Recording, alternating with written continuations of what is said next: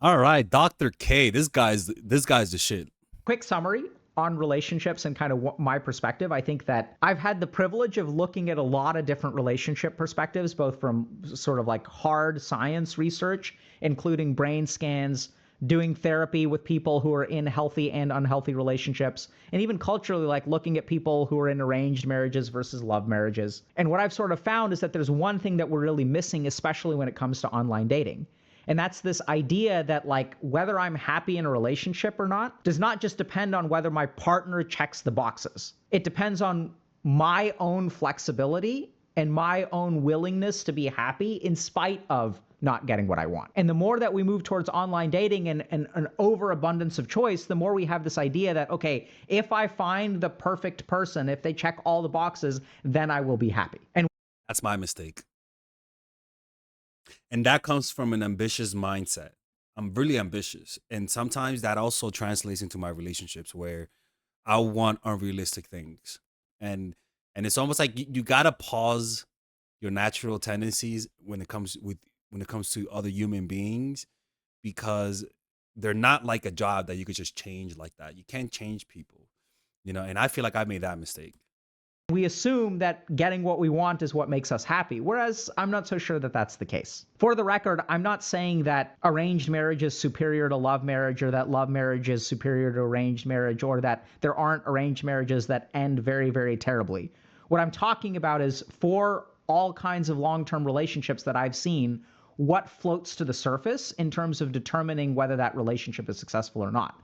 And I think the biggest thing that we tend to miss is that we think that the success of our relationships depend on the other person. But a lot of the success of our relationships depend on us and how much we're willing to grow, how much we're willing to sacrifice, how much we're willing to put our partner ahead of ourselves. This is why I like this guy, man. This guy hits you. He hits you. He in ways that I can't even hit anyone like that. Like he hits you at the core, man. Like it's making me pause and just think about myself and just say, "Damn, Delexis, like it's true, man. My perfection is my desire for the perfect woman has led me to to to to disconnect from actually connecting with an actual woman. You know, like I treat them like I treat any goal of mine, and that is that's sexist. I mean, that is objectifying women. And by the way, you motherfuckers do the same shit. Don't even look at me now. Yeah, like, oh my god, follow Alex. He's finally realizing who he is. Nah, okay. But this is, and the funny thing is that this disconnection causes them to fall in love with me because they feel like I'm pushing them away. There's a certain attractiveness that your trauma produces. It produces an aura of like sad, like an aura of sadness that makes people want to rescue you, and people fall in love because of that. Like more people will fall in love with you when you are imperfect, but you will be less receptive to them. Once you heal, less people fall in love, but you're open to the ones that are truly there for you, right? And I think that's true. I really do think that's true. And I think a lot of people, when they get to the healthy side, they'll struggle with the fact that they're not getting constant validation, because the toxicity attracts a lot of validation. And the healthiest relationships, the longest lasting relationships are the ones where I prioritize my partner and my partner prioritizes me. Yeah, as Focus is saying, be flexible to succeed. Questions? Great question. So SVM Potato is saying, what if you feel like you will never be good enough so you don't get into a relationship? That's exactly what I'm saying is the problem. Is that if we think about it, what like good enough is that checkbox system, right? So if we assume, okay, so like how do I end up in a successful relationship? Well, people are looking for, so if I'm someone out there, people are looking for someone who checks all the boxes. And so if I find someone who checks all the boxes, then I will be happy in a relationship. That's the thing. You can't be with someone who's looking for that perfect person. You can't. Like, don't try, because they're not really gonna get them. They're not.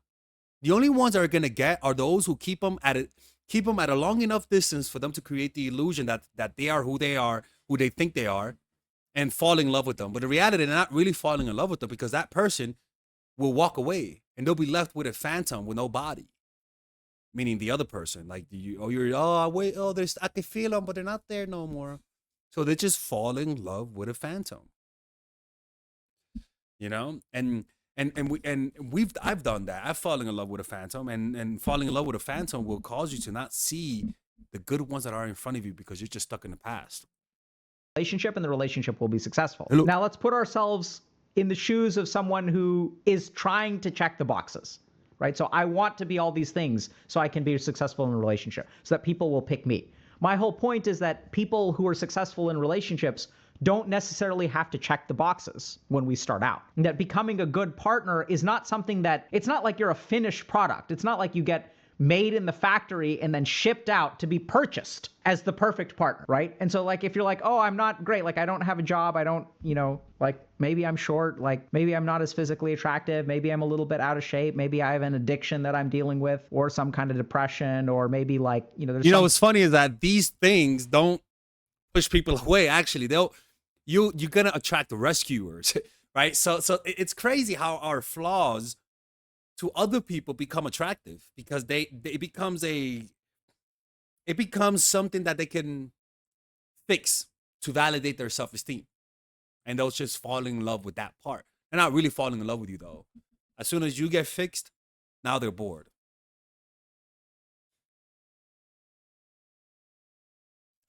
People fall in love for weird reasons, man. something about me that's off. So I'm not a perfect product. And this is the whole thing, is that in dating, we think about people as finished products, right? I'm going to select this person to be my mate, and they have to check all the boxes. It's like going into a store and picking up a product that has been, play tested and calibrated and refined. But that's not what human relationships are. I don't think you need to be perfect to start a relationship. In fact, I think it's that kind of thinking that screws people on both sides, because I'm expecting perfection from my partner. I'm looking for someone who's emotionally available, financially stable, clean, has their own house, drives their own car, is financially independent. We already said that one once. Is good looking, knows how to groom themselves, is self-sufficient, can do their laundry, can cook, doesn't use any drugs, or uses the same level of drugs that I do, but doesn't use any more, is religious, is not religious. So we're expecting perfection from our partners. And on the flip side, we have people who are like, I'm not perfect yet. What do I do? Yeah. Sorry about that. Yeah. It's really, when you don't know yourself, you'll gravitate towards fantasy, when you don't know yourself, when you don't know that you are imperfect, when you don't know that, when you think that, that you're not, that you are a perfect or that, how can I say this? When you don't know yourself, you're going to start to want a fantasy, because once you know yourself, I swear to God, once you know that you're not perfect, once you know that anything bad can happen, you could be good today and tomorrow you could be completely debilitated, that one day you're going to die. Once you understand those realistic things about life, like, you'll start to expect that from other people. A lack of self-awareness will cause you to have unrealistic standards for other people. And lack of self-awareness comes from sudden success, sudden failure, bad childhood, drug addictions, grandiosity, narcissism. All of those things, extremes, causes a lack of self-awareness. A lot of pain causes a lack of self-awareness. And so, for example, if you're in so much pain and you can't make yourself happy, you're looking for someone to make you happy, right? And so now you meet someone and they kind of look like that thing that you've been looking for. And now you project other things because you're just so unhappy that the sight of finding what you want releases so much excitement that it blinds you. You get what I'm trying to say? And so people fall in love with intense emotions rather than the real person. Acknowledge that, like, when I started dating my girlfriend, like, I had no job, no money, no net worth, shitty GPA, was planning on becoming a monk. Like, I had like 5 red flags. All I had going for me was a good set of hair. And so, like, that's my point, is that when you care about someone and when your brain gets muddy up here, you start disinhibiting certain parts of your brain. You start inhibiting the more calculating parts. And then you work towards it, right? You say, okay, so like, you're unemployed and, you've got a crappy GPA. So like, let me help you try to build your life. And so if your life isn't entirely together, you work towards it.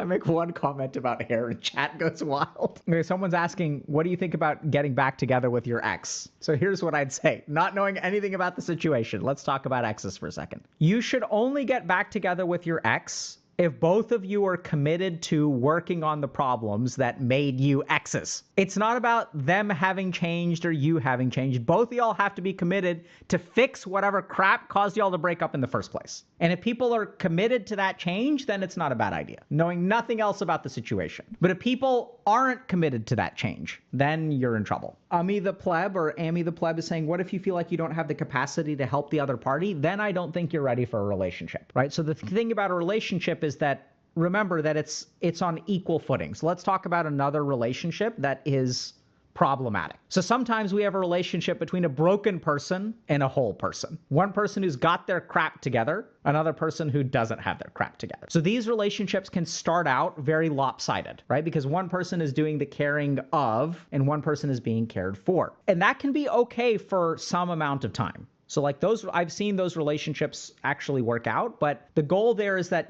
both people have to be invested in trying to take care of each other and trying to support each other and trying to help each other grow. But you may be asking, but if I'm the busted one, how do I help my partner grow if they have all their crap together?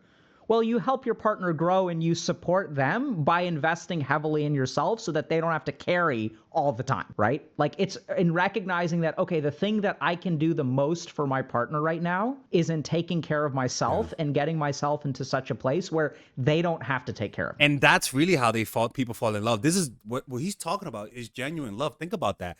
Like your consideration to improve yourself, to help your partner makes you fall in love with them more. Like it truly does. And personally, when I hear this, it's so distant from for who I am. I don't think that way, you know. And then you can almost say that people who falling in love with me have fallen in love because of my distance that creates a sense of trauma inside of them. Like you know what I'm saying? Like, yeah, yeah.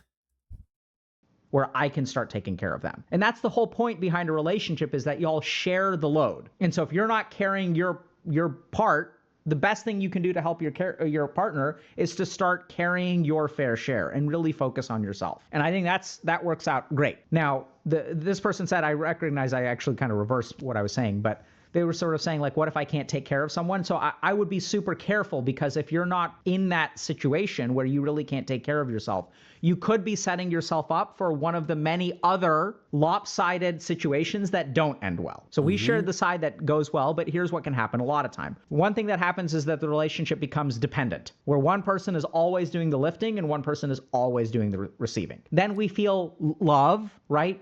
And then we feel guilt because we're not but like there's love involved and maybe there's even like intimacy involved and stuff like that. So things get tangled.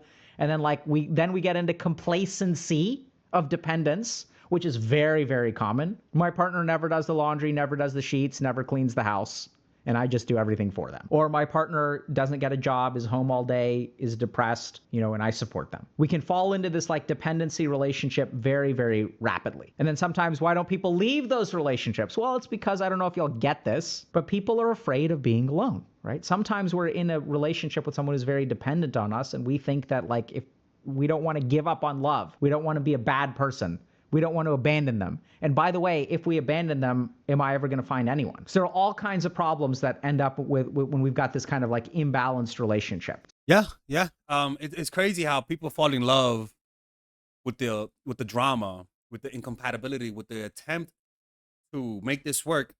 They get addicted to that up and down. They don't really fall in love with the person, you know. Anyways, man, look, man. If you guys want to learn how to make people fall in love, well, we have courses for you. Not even courses, people. We have Patreon, ladies and gentlemen. Yeah, that's right. For $5 a month, you guys are able to ask me any questions that you guys want. And also you guys can watch the videos that we post here.